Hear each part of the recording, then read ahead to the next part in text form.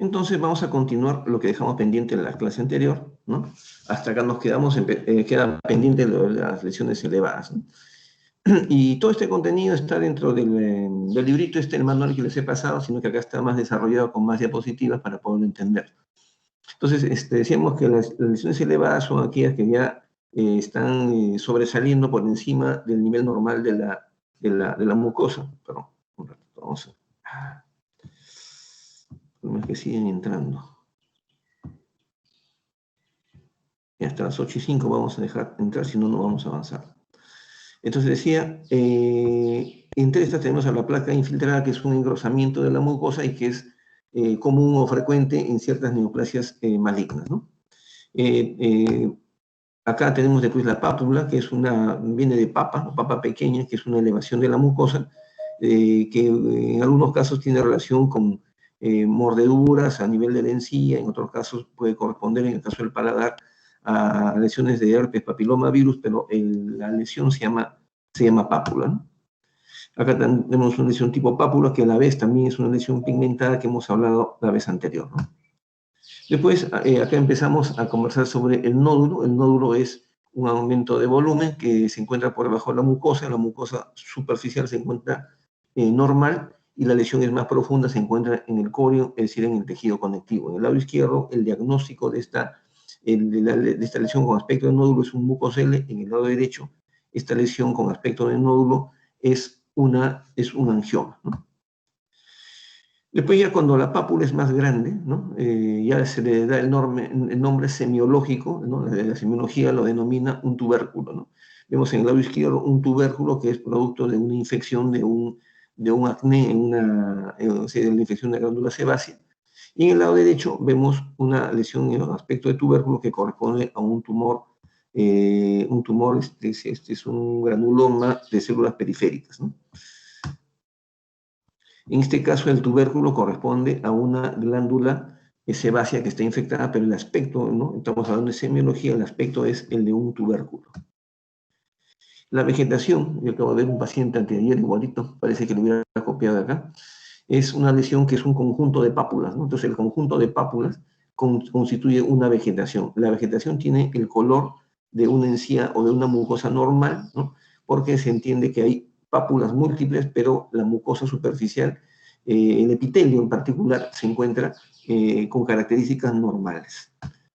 En cambio, cuando la vegetación está queratinizada o muy queratinizada, ya la mayor queratinización de la capa superficial del epitelio hace que la lesión tome un color blanco, de color blanco. Y esto ya no se le llama vegetación, sino se le llama verrucosidad, ¿no?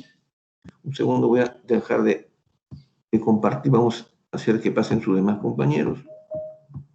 Solamente hay dos.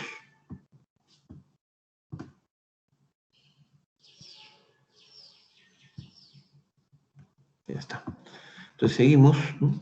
Decíamos que estas son las lesiones elevadas, y después tenemos a la hipertrofia, ¿no? Tanto la hiperplasia como la hipertrofia son muy parecidos. La diferencia es que la hipertrofia, como lo que vemos acá, es una lesión provisional, temporal, es decir, es reversible, ¿no? En cambio, la hiperplasia, desde el punto de vista clínico, es una lesión irreversible que ya no vuelve a la normalidad, ¿no? Acá estamos observando, arriba a la derecha, una placa bacteriana con una hipertrofia de las encías, ¿no? Y abajo también estamos viendo una hipertrofia de las encías en un niño cuyos dientes deciduos están en proceso de erupción. Acá vemos más bien ya una hiperplasia, ¿no? Es decir, en el caso anterior, ¿no? En los casos anteriores, eliminamos el foco, eliminamos la placa bacteriana y la encía vuelve a la normalidad. En el caso inferior, el diente erupciona y la encía vuelve a la normalidad. Es una lesión reversible. En cambio, la hiperplasia ya es una lesión irreversible, ¿no? Producida por irritación, por inflamación, por una serie de factores locales, físicos, ¿no? O también medicamentosos, donde existe un aumento del volumen de la encía, en este caso, pero de carácter permanente. También puede haber una hiperplasia del hueso, cualquier tejido puede volverse hiperplásico, ¿no? Después, vamos a ver otro ejemplo, creo. Ajá, esta es una hiperplasia también, es una hiperplasia de las encías. El nombre de la patología se llama fibromatosis gingival, ¿no? O fibromatosis hereditaria, y que en este caso no es medicamentosa, pero se trata de una hiperplasia, un crecimiento del tejido blando de carácter permanente. Si quisiéramos eliminar esta lesión, tendríamos que hacer una cirugía para extirparla, ¿no? No es como en el caso del de la hipertrofia, en donde quitamos el factor causal, hacemos una limpieza, una profilaxis en el paciente y la lesión disminuye o desaparece, ¿no?, de tamaño. Esta es también otra hiperplasia, ¿no?, en un paciente niño con una fibromatosis gingival congénita, ¿no? En este caso no era hereditaria, solamente la tenía el niño, pero la tenía de nacimiento. Es una hiperplasia. ¿Queremos corregir esto? Cirugía, ¿no? Después tenemos una lesión más grande que se llama el tumor, ¿no? El tumor, nosotros utilizamos el término tumor a toda lesión de carácter permanente como sinónimo de neoplasia benigna, que es el nombre correcto, ¿no? Pero las lesiones que tienen aspecto tumoral tienen la consistencia dura, tienen un crecimiento autónomo, ¿no? Es decir, ya el estímulo que desencadenó ese cambio puede desaparecer, pero la lesión sigue creciendo. Pero cuando hablamos de la semiología, decimos hay una lesión con aspecto de tumor, estamos hablando de una lesión elevada, ¿no?, de gran tamaño, ¿no?, de varios centímetros, que es más grande que el tubérculo. Es como si quisiéramos establecer una relación de tamaño. La más pequeña se llama pápula, la mediana se llama tubérculo, la más grande se llama tumor, ¿no? Es para establecer una relación de tamaño entre uno y otro.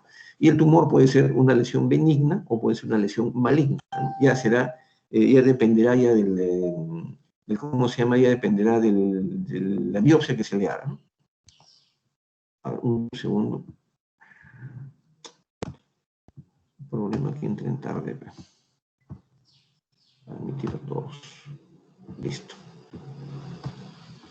Entonces, estamos en esto, de que en este caso se ve dos tumores, uno de carácter benigno y otro de carácter maligno, ¿no? Ahora sí ya no vamos 8 y 10 y ya no recibimos a nadie. Entonces estamos en el tumor, ¿no? Y luego tenemos a la vesícula. La vesícula es otra lesión elevada de la mucosa. La lesión de la vesícula se diferencia de la ampolla solamente en su tamaño, ¿no?, para poder entender qué cosa es una vesícula. Tanto la vesícula como la ampolla son lesiones que contienen líquido tisular, ¿no? Existen diferentes causas por las cuales se produce una vesícula o se produce una ampolla, ¿no? Tenemos desde las irritaciones, las quemaduras, ¿no?, hasta enfermedades virales, ¿no?, como por ejemplo el herpes virus, el herpes zóster. Tenemos enfermedades autoinmunes como el caso del aftas, ¿no?, tanto aftas menor como aftas mayor. Tenemos enfermedades también autoinmunes de mayor envergadura como son el pénfigo, el penfigoide y el líquen plano, ¿no? Todas cursan con la aparición de acúmulos de líquido que se llaman vesículas, y si son más grandes, porque la enfermedad es más grave, se le llama ampolla, ¿no? La diferencia entre uno y otro es el tamaño. Aquí en la parte superior vemos en una lengua una serie de lesiones elevadas, ¿no?, que tienen un color blanquecino porque tienen un acúmulo de líquido, y lógicamente el contorno está inflamado, hay una inflamación alrededor de la mucosa, pero las lesiones per se se llaman vesículas. En el lado derecho vemos una alergia, ¿no? En el caso izquierdo es una estomatitis herpética primaria.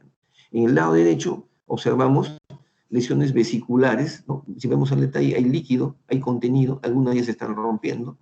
Y en el caso de este paciente, estas vesículas, si uno las palpara, son de consistencia dura, es decir, son pápulas. En la base son pápulas y en la parte superficial son vesículas, porque la lectura de estas lesiones nos va a llevar finalmente a un diagnóstico. En este caso, las lesiones vesiculares, que también son pápulas, están rodeadas de un halo rojizo que se llama la roncha. La roncha es otra lesión elemental. Entonces, en el caso, vamos a ver más adelante, o si no lo han visto en el curso de patología o en el curso de medicina bucal, la asociación de vesícula con pápula y roncha es característico de una alergia, ¿no? En este caso, una enfermedad llamada urticaria. Este paciente tenía una alergia a las penicilinas, ¿no? Esa es la región de la cara y el cuello, ¿no?, de este paciente. Pero si vemos la lesión elemental, es una vesícula, es el acúmulo, está en una etapa de vesícula. Después las vesículas o las ampollas se van a abrir, porque el tejido epitelial va ascendiendo desde la capa basal hasta la superficie, ¿no? De tal manera que llega un momento en que la vesícula se hace tan superficial que simplemente el epitelio se adelgaza y se rompe. Y en ese momento la vesícula deja de llamarse vesícula y la ampolla deja de llamarse ampolla para constituir otro tipo de lesión que se llama ulceración, ¿no? Entonces, eso vamos a ver después en las lesiones deprimidas, ¿no? En este caso, por ejemplo, la vesícula, como repito, son lesiones pequeñas, puntiformes, las ampollas son más grandes. Después tenemos la pústula, ¿no? La pústula, como su nombre indica, es el acúmulo de pus, ¿no? Aquí ya no es como en la vesícula, que hay un acúmulo de líquido tisular, hay acúmulo de pus y está pronto a drenar. Cuando esto drene, la lesión se va a llamar fístula. Pero en este momento, lo que se ve aquí en el mentón, en la parte del borde inferior de la mandíbula, y acá abajo, en la zona vestibular adyacente al incisivo, ¿no? Perdón, al premolar, es el acúmulo, una lesión elevada con acúmulo de pus, eso se llama pústula, ¿no? La pústula es el acúmulo de pus porque la infección que está contenida en un diente, por ejemplo, dentro del hueso, comienza a hacerse evidente a través de la piel o a través de la encía, hasta que llega a hacerse tan superficial que se rompe, ¿no? Entonces, en ese caso, ya la lesión no se llama pústula, sino se va a llamar fístula, ¿no? Acá vemos en el lado izquierdo, ya eso es una fístula, ¿no? En el lado izquierdo, en la región suborbitaria, pero en el lado derecho, en el cúmulo de pus, es una pústula, ¿no? Alguien diría es un absceso, será el diagnóstico, ¿no? Pero la lesión elemental, la lesión semiológica se llama pústula. Después tenemos otra lesión elemental que es propia de la piel, ¿no? No existe en la mucosa, que se llama la costra. La costra es el acúmulo de células epiteliales muertas, más los leucocitos, más las bacterias y el polvo del medio ambiente, que hacen una lesión de consistencia dura, ¿no? De aspecto escamoso, que se localiza en a nivel superficial en las heridas de la piel. En la boca no existen costras, en la mucosa no existen costras, ¿no? La costra solamente existe en la piel. En el caso del paciente del lado izquierdo, donde se ve una lesión costrosa, ¿no? Con úlcera, con pérdida de epitelio, es un herpes secundario, ¿no? Y en el caso derecho, se trata de pústulas, ven como granito, le diría el paciente, no tengo granito, no son granitos, son acúmulos de pus, se llaman pústulas. Y además estas pústulas, cuando se han abierto en esta enfermedad, es otro paciente, se han convertido en costras. Es una enfermedad pústulo-costrosa que se llama impétigo. Entonces, poco a poco vamos conociendo el diagnóstico en base a la lesión básica o lesión elemental de la mucosa. Después tenemos la necrosis, ¿no? La necrosis y la necrobiosis son conceptos histológicos. La necrosis es la muerte del tejido, de manera absoluta. La necrobiosis es la muerte del tejido que se acompaña, ¿no? Con una zona de tejido que está en proceso de muerte, pero todavía no se ha muerto. Por eso se habla de necrobiosis. Pero desde el punto de vista clínico son muy difíciles de distinguir una de otra, ¿no? O se acompañan a veces en la misma patología, ¿no? Por ejemplo, en la pulpa dental, en el curso de endodoncia le van a decir que una pulpa dental con una caries profunda en una patología que se llama pulpitis irreversible, y en un momento en el cual, si hiciera un corte histológico esa pulpa, van a encontrar en la misma pulpa zonas de tejido vivo, ¿no? Es decir, tejido vital, van a encontrar zonas de pulpa muerta, es decir, necrosis, y otra zona de la pulpa dentaria que está en proceso de muerte con necrobiosis, ¿no? Entonces, son lesiones que pueden coexistir. En este caso de la foto, que es antigua, está pixeleada, vemos una lesión de color blanquecino y acá amarillo, ¿no? Que corresponde a las papilas gingivales que se han necrosado en una gingivitis ulcerosa necrosante, que es el nombre de la enfermedad, pero la lesión es, en este caso, un conjunto de necrosis. Acá vemos dos pacientes distintos también con necrosis. La necrosis es, en el caso de la foto inferior, la zona blanca, ¿no? La zona blanca está necrótica. En cambio, la zona roja corresponde a una zona de hiperplasia, ¿no? Ya estamos leyendo mejor lo que vemos en el paciente. Eso es muy importante. Ustedes ahora que han estado haciendo el examen clínico, he recibido una llamada por WhatsApp, ¿no? De algunos de ustedes, ¿no? Que me han preguntado, y qué bien que hayan preguntado, y si he estado haciendo el examen clínico y he notado algo que es diferente en la boca de mi paciente. He visto en el piso de la boca y he notado algo diferente. Bueno, descríbelo, utiliza la terminología que estamos usando, estamos compartiendo en la teoría, y vas a llegar a una conclusión que la lesión tiene un nombre y tiene un apellido. Y de acuerdo al nombre de la lesión vas a llegar a un diagnóstico. Facilísimo, realmente, pero tenemos que acostumbrarnos a utilizar esta nomenclatura para poder hacer un buen examen clínico y después poder llegar a un buen diagnóstico y después hacer un buen tratamiento, ¿no? Y en el lado de la derecha es un paciente quien se le hizo una extracción de un canino en el paladar, y vemos que las encías, los márgenes de la encía están necróticos, hay manchas de color blanquecino aquí, y en la zona de este premolar lo que estamos viendo es una mancha de color, una lesión de color amarillo, es una zona de necrosis, ¿no? Y en el paladar hay otra necrosis, ¿no? Porque hay una alveolitis seca. Entonces la necrosis en este caso se acompaña de una hipertrofia de la encía debido a una infección, ¿no? Pero la lesión amarilla, blanquecina y amarilla, opaca, ¿no? Porque no es brillante, es una necrosis. La gangrena, ¿no? La gangrena es otro tipo de lesión elemental. La gangrena es en realidad como una enfermedad, es una infección producida. Voy a pasar al último alumno. Alguien está quedando. Ya, que pasen estos chicos. Decía entonces que la gangrena es una infección, ¿no?, aguda producida por una especie de bacterias anaerobias llamada Clostridium, ¿no? Clostridium perfringens. Pero también hay otras especies de bacterias anaerobias, bacteroides, ¿no?, prebotelas, qué sé yo, que también producen necrosis.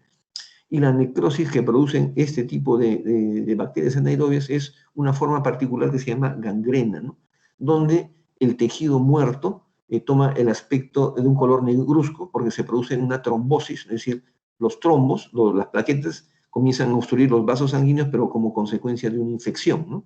Entonces, cuando hablamos de gangrena, una lesión gangrenosa, estamos hablando de una infección. Entonces, acá lo que vemos es un alveolo dentario con una patología que se llama alveolitis húmeda, que es la infección del coágulo, pero la lesión elemental en sí, la lesión es una gangrena, ¿no? Es una lesión gangrenosa. Y una lesión gangrenosa lo que tenemos que hacer es extirpar, curetear, eliminar esta gangrena para que se forme tejido sano, tejido nuevo. Entonces comprendemos en este caso cómo, conociendo la lesión elemental, vamos a llegar a un diagnóstico y vamos a poder hacer un tratamiento correcto, ¿no?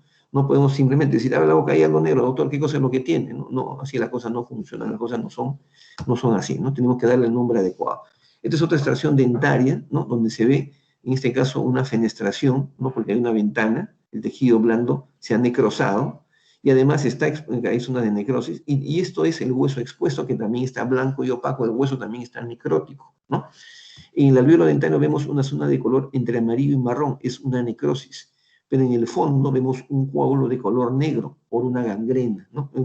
La patología se llama alveolitis húmeda también, ¿no? Pero si hacemos una lectura de la lesión, estamos viendo una gangrena, una lesión gangrenosa, estamos viendo una lesión necrótica, estamos viendo, es decir, una pérdida de tejido, ¿no? La gangrena no solo es exclusiva, ¿no?, no es un tipo de necrosis exclusiva de la infección producida por el Clostridium, ¿no?, sino que la gangrena en realidad es consecuencia de una trombosis, ¿no? La trombosis es la obstrucción de los vasos sanguíneos de una zona determinada, y esa trombosis lo que va a hacer es impedir que el tejido circundante se irrigue, produciendo la muerte del tejido. Entonces, lo peor de la trombosis no es la trombosis en sí, sino es la gangrena, la muerte del tejido. En este caso vemos dos fotografías del mismo paciente, un paciente joven, ¿no?, un adolescente, que fue mordido por una araña casera, ¿no? Las arañas caseras producen mordeduras cuyo veneno puede producir paro cardíaco, contaminación, parálisis del sistema nervioso, qué sé yo. Pero algunas producen simplemente lesiones locales, que en este caso, si describimos la lesión, vemos un aumento de volumen, hay una hipertrofia, hay signos de infección, pero aquí también se ven zonas de color negruzco, ¿no? Es una trombosis. Si viéramos el microscopio diríamos una trombosis, pero como no tenemos microscopio en los ojos, decimos es una lesión gangrenosa, ¿no? Es una gangrena. Y que en el mentón vemos fístulas, porque aquí, ¿qué ha sucedido? La trombosis ha permitido que sobre el tejido necrótico, sobre la necrosis del labio, se instale una infección bacteriana, una bacteria que se llama actinomyces, ¿no? Y la actinomyces ha producido una infección en el mentón. Entonces vemos lesiones fistulosas múltiples en el mentón con drenaje de pus, vemos en el labio una zona media donde hay gangrena, vemos zonas necróticas en el labio de color amarillo, y vemos que el labio está completamente hinchado por una hipertrofia, ¿no? Entonces todo ese cuadro configura dos enfermedades que están coexistiendo, que es la mordedura de araña y una infección por una bacteria específica. Entonces, estos colegas, estos doctores, futuros doctores, esto es una gangrena. Hasta ahí lo que corresponde a la descripción de cada una de las lesiones. Pero cada lesión, ¿no?, también tiene una característica individual que tenemos que tener en cuenta, porque la lesión puede ser una gangrena, la lesión puede ser una pápula, puede ser un tubérculo, puede ser, qué sé yo, ¿no?, una pigmentación melánica, pero tenemos que también establecer dónde está localizada, en qué parte de la mucosa, si es solamente en la mucosa superficial, si es en la mucosa profunda, si los bordes de la lesión están bien delimitados o los bordes de la lesión están difusos, Si están bien delimitados, puede ser de repente una lesión quística, puede ser un mucosele, qué sé yo. Si es difuso, seguramente podrá ser una infección, ¿no? Se me ocurre, ¿no? Si la lesión tiene una base sésil o pedicular, es importante desde el punto de vista quirúrgico, pero no del punto de vista del pronóstico de la enfermedad ni el diagnóstico, ¿no? Se llama base pedicular cuando la base de la lesión es delgada y es larga, y base sésil cuando la lesión es más bien corta y ancha, ¿no? Cuando, digamos, la lesión está, no hay una separación grande entre lo que es la lesión y la base de la lesión y la lesión misma. Hay que tener en cuenta si el tipo de dolor que tiene el paciente, si el dolor es espontáneo o es causálgico. Causálgico es cuando hay alguna causa que lo produce. Es ver si el dolor pues, es permanente, si el dolor es esporádico, si es lancinante, si es tipo ardor, ¿no? Es decir, hay una serie de, es paroxístico, hay una serie de características del dolor que tenemos nosotros que preguntarle al paciente, porque el dolor es un síntoma, no es un signo, ¿no? Ver si la lesión es sangrante o no es sangrante, ¿no? Para ver si hay si es que existe un vaso sanguíneo que esté irrigando un tumor, ¿no? O si el sangrado es consecuencia de un traumatismo. Todas esas cosas tenemos que ir analizando, no solamente ver el nombre de la lesión que hemos visto en la clase anterior y parte en la clase de ahora. Ver si existe cambio de temperatura, ¿no? Si la lesión aparece rojo, un color rojo intenso, si el paciente tiene fiebre o no tiene fiebre, si los dientes están comprometidos o la lesión es independiente de los dientes, ¿no? También es importante, no todo es dientes en odontología, ¿no? ¿Sí, algo, buenos días? ¿Sí? Ya, un favorcito, como estoy en clase, yo le puedo devolver la llamada en media hora, por favor. ¿Sí? ¿Ya? Sí, porque estoy en clase en la universidad. Sí, discúlpeme usted. Yo mismo le llamo, gracias. Ya, no, primero son los alumnos, después vemos la atención. Entonces teníamos que ver el compromiso, si hay compromiso o no de los dientes, si la lesión está comprometiendo el hueso, si solamente la mucosa bucal, ¿no? Y si no estamos seguros, le indicaremos una radiografía, una tomografía, ¿ven? Entonces hay una razón para poder indicar determinados análisis complementarios, ¿no? Preguntar al paciente si la lesión ha aparecido de un momento a otro, si ha transcurrido un mes, 2 meses, 3 meses, si la lesión apareció ayer, ¿no? De repente la lesión apareció hace mucho tiempo y el paciente recién se dio cuenta ayer. Entonces, todas esas cosas tenemos que analizar individualmente en cada una de las lesiones. Y cuando las lesiones son múltiples, ¿no? Ya no es suficiente con describirla, saber qué lesión es, qué característica tiene la lesión, sino ver cómo están distribuidas, cómo están agrupadas las lesiones. En la fotografía que vemos ahí, vemos, por ejemplo, lesiones ampollares, ampollas, ¿no? Bastantes ampollas. Y estas ampollas están distribuidas a lo largo de un nervio periférico, que en este caso es el nervio espinal, es un herpes zóster, ¿no? Entonces, el diagnóstico del herpes zóster en este caso es clínico, solamente identificando la lesión, viendo las características de las lesiones, viendo su distribución, ¿no? Entonces, eso es lo que vamos a analizar rápidamente, porque las lesiones cuando son varias, cuando es única, es única. Cuando son varias, de repente se pueden agrupar en forma lineal, ¿no? Es decir, forman una línea. De repente pueden tener en forma de un arco, de repente pueden tener la forma de un círculo o un anillo. Como en este caso está marcando la diapositiva, dice corimbiforme, porque tiene el aspecto de un racimo de uvas, ¿no? Aunque es una ulceración, no son ulceraciones múltiples, algunas son únicas, son aisladas y otras tienen el aspecto o la forma corimbiforme. Es sosteriforme cuando las lesiones siguen el trayecto de un nervio periférico, más evidente, más claro, un herpes zóster, ¿no? Vamos a ver más adelante. Las lesiones de tipo corimbiforme, o grupo de lesiones de espectro corimbiforme es característico, por ejemplo, del herpes virus, ¿no? Acá vemos vesículas, ¿no? Y vemos que son las blancas con un cúmulo de líquido, y vemos también zonas rojas porque ya las vesículas se abrieron, ya son ulceraciones y le duele al paciente. Pero esta es anatomía pura. Lo que se ve aquí es que siguen el trayecto de un nervio periférico, es decir, hay una distribución zosteriforme de estas lesiones vesículo-ulcerativas, ¿no? En algunas zonas pueden tomar el aspecto de un anillo, es un tema descriptivo. En otras zonas ahí siguen como si fueran una línea. En otras zonas tienen el aspecto de un racimo de uvas, pero en general, en este caso particular, tiene una distribución zosteriforme. Diagnóstico, un herpes zóster, ¿no? Es muy sencillo, en algunos casos, no siempre, llegar a un diagnóstico definitivo. Aquí hay lesiones vesiculares, las pequeñas, y las más grandes son ampollas, ¿no? Y algunas ya se están rompiendo. Es una enfermedad vesículo-ulcerativa que se distribuye alrededor o a lo largo de un nervio periférico. Este es un herpes zóster, ¿no? Es una distribución zosteriforme. Pero dentro de esta distribución zosteriforme podemos ver individualmente que acá hay una forma de arco, ¿no?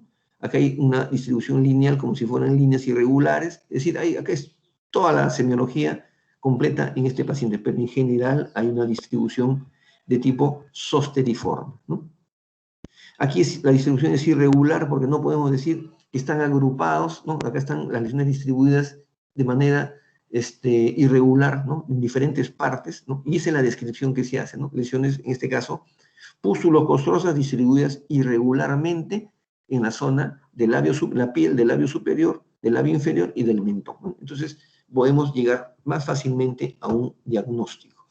En este caso hay una distribución irregular, ¿no? Si viéramos al detalle, son lesiones vesiculares con pápulas y ronchas. Esta es una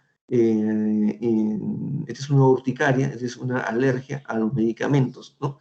Pero la distribución de la lesión en general se puede decir que tiene una distribución totalmente irregular en toda la zona anterior del tórax, ¿no? Y esa es la forma en que un profesional debe comunicarse, ¿no?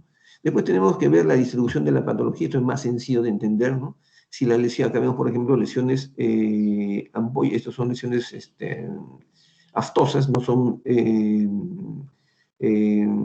ulceraciones, ¿no? Son muy dolorosas debido a una reacción alérgica, en este caso, en este paciente, ¿no? Entonces aquí la lesión tiene una distribución local, solamente está circunscrita a la zona en la cual ha habido contacto entre el alergeno y las lesiones que aparecen porque este paciente era alérgico a la pasta dental, ¿no? En este caso, la distribución es regional porque va más allá de una zona en particular y hay varias regiones anatómicas que están comprometidas, la región cervical, la región facial, la región del hombro, ¿no? Parte de la región torácica. Esta es una distribución regional, ¿no? Y lo más grande ya sería la distribución sistémica, es también regional. ¿Por qué? Porque en este caso también es una urticaria que se ha producido a nivel de la región facial y de la región cervical, ¿no? Una distribución regional. Eso es característico de una urticaria, ¿no? Esto ya lo hemos visto anteriormente. Sistémica sería si esta lesión se distribuye en todo el cuerpo del paciente, el tórax, el pecho, la espalda, las piernas, los brazos, todo eso es sistémico, ¿no? Es una distribución sistémica. Entonces, las lesiones se pueden distribuir localmente, se pueden distribuir regionalmente o se pueden distribuir sistémicamente. Una infección puede ser local, una infección más grande puede ser regional, pero también puede ser una septicemia, es una distribución sistémica o general, ¿no? En este caso, es un paciente que tenía telangiectasias en todo el cuerpo, ¿no? Vino por lesiones en la boca, pero también en todo el cuerpo, es una distribución sistémica, ¿no? Y lo otro importante, muy importante, esto es muy importante, es lo que se llama la naturaleza de la patología. Esto lo vamos a desarrollar paso a paso a lo largo de todo el año, no se preocupen, ¿no? Pero es importante como tema teórico, ¿no? Cuando un paciente viene a ser atendido por ustedes, por nosotros tenemos que, de acuerdo a todo lo que hemos visto anteriormente, determinar si la patología que tiene el paciente es propia de una infección, es propia de un traumatismo, es propia de una neoplasia benigna, como dice acá, es propia de una neoplasia maligna, es una malformación congénita, es una enfermedad dismetabólica degenerativa o es una enfermedad del sistema inmune. Entonces, de alguna manera, todas las enfermedades van a ser agrupadas en cualquiera de estos grupos y con eso vamos avanzando en el diagnóstico. Por ejemplo, viene un paciente con una hinchazón de la cara, enrojecimiento, fiebre, decimos, tiene características de una infección. ¿Qué infección tiene? No lo sabemos. Puede ser una infección parasitaria, puede ser una infección viral, puede ser una infección bacteriana, puede ser una infección micótica. Tenemos 4 alternativas y en cada una de las llaves tenemos varias alternativas. Entonces, lo primero que tenemos que hacer, ya una vez que juntamos todo lo anterior, es determinar si la patología que tiene el paciente es propia de alguno de estos 7 grupos de enfermedades. No existen 8, son 7. Y cada uno de los grupos tiene características particulares. Acá solamente hay algunas de las características más frecuentes, como es cómo se inició la enfermedad, si el paciente tiene o no tiene dolor, si el paciente tiene adenopatía, si tiene fiebre, no sé, aumento sistémico de la temperatura. Porque de acuerdo a eso, hay, por ejemplo, la infección es una lesión o una enfermedad, una patología que siempre presenta dolor. A veces presenta o no fiebre y puede o no presentar adenopatía de consistencia dura. Pero si la adenopatía que tiene el paciente es como una piedra, como dice pétrea, entonces ya estamos sospechando de una neoplasia maligna. Entonces la combinación de estas cosas, de estas características, nos va a llevar a poder agrupar a la enfermedad del paciente en uno de los 7 grupos que estamos haciendo referencia, ¿no? Todo apunta a clasificar la enfermedad del paciente en uno de los 7 grupos. Por ejemplo, ¿no? Y de aquí para adelante no hay necesidad que se lo aprendan, eso lo vamos a desarrollar después. Si se trata de una infección puede ser aguda, puede ser crónica, puede ser local, regional, sistémica, hemos visto. Puede ser producida por bacterias gram positivas o negativas. Puede ser una infección producida por bacterias gram positivas o negativas, pero que pueden ser aerobios o anaerobios a la vez, ¿no? Entonces, todo eso tenemos que tener en nuestra cabeza para poder llegar a un diagnóstico adecuado, si es que en caso se trata de una infección bacteriana aguda o crónica. Si es un traumatismo, el traumatismo podrá ser porque el paciente ha sufrido un accidente, se golpeó, se cayó, qué sé yo, o ha sufrido una intervención quirúrgica. No hay otra justificación para un traumatismo, ¿no? O es un accidente, o es un traumatismo, un edema, ¿no? Una hinchazón postquirúrgica. Si es una neoplasia benigna, tendrá el aspecto de quiste, tendrá el aspecto de tumor. Y si es quiste o tumor, ¿será de origen odontógeno o será de origen no odontógeno? Nos hacemos esa pregunta.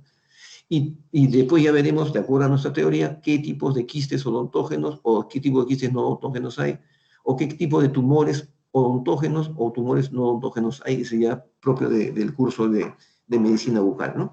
Y si requiere cirugía, estamos en el curso donde vamos a extirpar quirúrgicamente esa lesión, ¿no? Pero lo que tenemos que ver es si la neoplasia benigna tiene el aspecto de un quiste o tiene el aspecto de un tumor, ¿no?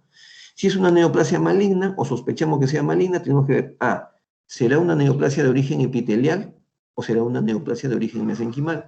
Si es de origen epitelial, seguramente como la metástasis se produce por vía linfática, los ganglios linfáticos deben estar aumentados de tamaño, deben estar indurados. Pero si es una neoplasia de origen mesenquimal, es un sarcoma, ¿no? Entonces ahí viene el problema porque los sarcomas se diseminan a través de la sangre, a través de la vía hemática. Entonces no pasa por un aumento de la masa ganglionar, no existe un aumento del tamaño ni la consistencia, una variación en la consistencia del ganglio linfático, ¿no? Entonces por ahí es que vamos nosotros llevando las cosas al diagnóstico. No quita que tengamos que hacer de todas maneras una biopsia. Si es una malformación congénita quiere decir que viene con el nacimiento, ¿no? Esta alteración puede ser genética o puede ser cromosómica, ¿no?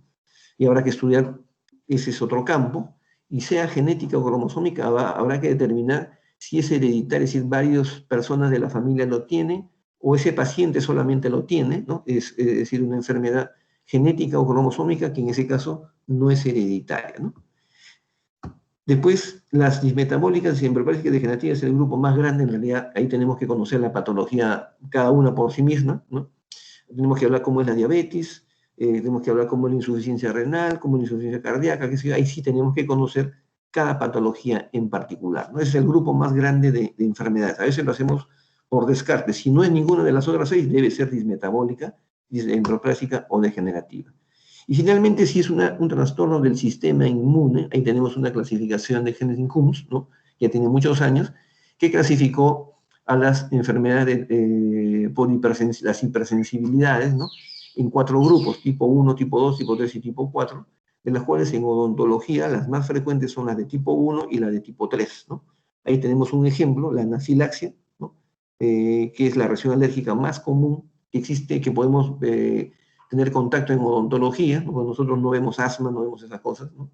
Y en la reacción tipo 3, la reacción tipo Artus, que es una necrosis local por una reacción de hipersensibilidad cuando hay una alteración en la cadena de complementos, ¿no?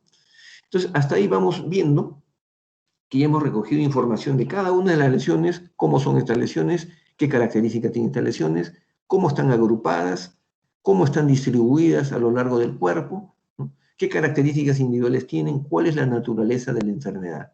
Y recién llegado a ese punto, ¿no? Estamos hablando de diagnóstico clínico, vamos a pedir seguramente algún examen auxiliar, ¿no? Un examen, no sé, una radiografía, una tomografía, una biopsia, un examen de laboratorio, para poder mejorar la capacidad, la calidad de nuestro diagnóstico. Cuando nosotros hacemos solamente el examen clínico y llegamos a una conclusión, ese se llama diagnóstico presuntivo, ¿ya? Repito, se hace diagnóstico presuntivo cuando terminamos el examen clínico y llegamos a un juicio, a una conclusión, ¿no? Que puede ser acertado o no, ese es otro tema, ¿no? Pero ya las características clínicas, lo que vemos en el paciente, lo que palpamos, lo que sentimos, lo que el paciente siente, etcétera, se plasma en la historia clínica y podemos llegar a un diagnóstico presuntivo. Luego, pedimos exámenes auxiliares y teniendo ya los resultados de los exámenes auxiliares, comparamos, o sea, contrastamos los resultados de los exámenes auxiliares con lo que hemos encontrado en el examen clínico. Ahí estamos haciendo diagnóstico diferencial, ¿no? Ya no es diagnóstico presuntivo, es diagnóstico diferencial. Y finalmente llegamos a una conclusión final, eso se llama diagnóstico definitivo. Tenemos tres tipos de diagnóstico. Entonces, diagnóstico presuntivo después del examen clínico, diagnóstico diferencial cuando ya tomamos otras herramientas y diagnóstico definitivo cuando ya llegamos a una conclusión final. Es equivocado, es errado pensar que hacemos diagnóstico presuntivo con una radiografía, ¿no? El concepto en medicina bucal no es ese. En medicina bucal el concepto es cuando hacemos un examen clínico, la conclusión será un diagnóstico presuntivo, en el peor de los casos. Y en el mejor de los casos podemos llegar a un diagnóstico definitivo también, ¿no? Eso depende de la patología. Y en cuanto a los tipos de tratamiento, existen tres tipos de tratamiento, ¿no? Ahí está, lo que decía. Puede ser presuntivo, puede ser diferencial o puede ser definitivo, ¿no? Y los tratamientos también van a ser diferentes. Cuando yo tengo, por ejemplo, hago un diagnóstico presuntivo, ¿no? O perdón, cuando tengo yo un diagnóstico definitivo, digo, el paciente es portador de una caries dental. Voy a hacer un tratamiento y lo voy a curar. Perfecto. Pero si es una enfermedad periodontal, hago el diagnóstico, hago la limpieza, hago el curetaje, pero el tejido periodontal no va a volver a su situación anterior de normalidad. Es decir, va a haber secuelas. En ese caso, el tratamiento ya no es curativo. El tratamiento se llama paliativo porque tenemos un diagnóstico definitivo, pero sabemos que nuestro tratamiento no va a curar al paciente, ¿no? Por ejemplo, nadie puede curar a un paciente con diabetes mellitus, ¿no? Nadie puede curar a un paciente con disfunción del ATM. Puede hacer que la sintomatología desaparezca, que el problema sea tolerable, que el colocar una FEL, una placa de relajamiento, una medicación, no sé, un relajante muscular, mejore la sintomatología del paciente, pero no lo va a curar, ¿no? Porque la causa es otra, ¿no? El factor desencadenante en ese caso es el estrés y no existe tratamiento definitivo para el estrés. Igual en un cáncer, ¿no? Muchas veces sabemos que el cáncer en la mayoría de casos no tiene curación, se habla solamente de calidad de vida, porque el tumor se extirpa, pero no se tiene la certeza que ha sido extirpado por completo, ¿no? Por tanto, el tratamiento que se le da a ese paciente es paliativo, porque tenemos un diagnóstico definitivo, pero sabemos que nuestro tratamiento no va a curar al paciente. Entonces, el tratamiento curativo es el que restablece a los tejidos a su situación normal previa a la enfermedad. Si después del tratamiento nosotros no devolvemos al paciente a la normalidad, entonces no estamos dando un tratamiento curativo, estamos dando un tratamiento paliativo, ¿ya? Y damos tratamiento sintomático cuando el paciente viene de urgencia, viene con una infección severa. Entonces no podemos hacer el cultivo y el antibiograma o esperar el resultado 3, 4 días porque ya el paciente puede morir. Entonces en ese caso iniciamos el tratamiento en base a la impresión clínica, al diagnóstico clínico y al diagnóstico presuntivo y al diagnóstico diferencial. Entonces damos un tratamiento merced a eso. Eso se llama tratamiento sintomático. Eso no significa hacer malas cosas, significa que la urgencia, ¿no? La urgencia o la gravedad de la enfermedad del paciente no nos permite darnos el lujo de esperar ciertos resultados para iniciar un tratamiento. Entonces tenemos claro que hay tres tipos de diagnóstico y hay tres tipos de tratamiento que son la conclusión de todo lo que nosotros hemos visto anterior, ¿no? Entonces el diagnóstico final o diagnóstico definitivo es consecuencia de todo lo que hemos visto anteriormente, ¿no? A veces se puede hacer un diagnóstico definitivo solo con la impresión clínica, ya depende del conocimiento, de la experiencia, o muchas veces depende principalmente del tipo de enfermedad frente al cual estamos, ¿no? En otros casos es imposible que el diagnóstico clínico nos permita llegar a una conclusión definitiva. Tenemos que ayudarnos de exámenes auxiliares necesariamente, ¿no? Pero los exámenes auxiliares no son lo más importante. Lo más importante sigue siendo, ojo, ¿se acuerdan ustedes de las clases que hicimos en época de cuarentena? Lo más importante es el examen clínico, ¿no? El examen clínico es fundamental para llegar a una conclusión definitiva y darle un tratamiento adecuado a nuestro paciente. Entonces, el examen clínico, nos guste o no, es consecuencia de la habilidad que tenemos nosotros para poder combinar todos los conocimientos teóricos previos que tenemos, nuestra experiencia con lo que estamos, con los resultados de los exámenes auxiliares, para llegar finalmente a una conclusión, ¿no? Por eso es que nosotros, en general, sabemos que existen, bueno, por lo menos en la literatura existen dos términos, ¿no? Uno se llama semiología y el otro se llama semiótica, ¿no? La semiología es lo que aprendemos, es el estudio de los signos y síntomas de las enfermedades, ¿no? Del paciente, y la semiótica es el arte de diagnosticar, ¿no? Es decir, la semiología nos permite llegar a un diagnóstico, pero la semiótica es el arte ¿no? El arte de diagnosticar en base justamente a la semiología y otros elementos de diagnóstico que nosotros tenemos que tener a la mano en nuestra consulta, ¿no? Entonces, con esta clase estamos completando, ¿no? Voy a cerrar esto, y vamos a ver, vamos a conversar 10 minutos con ustedes.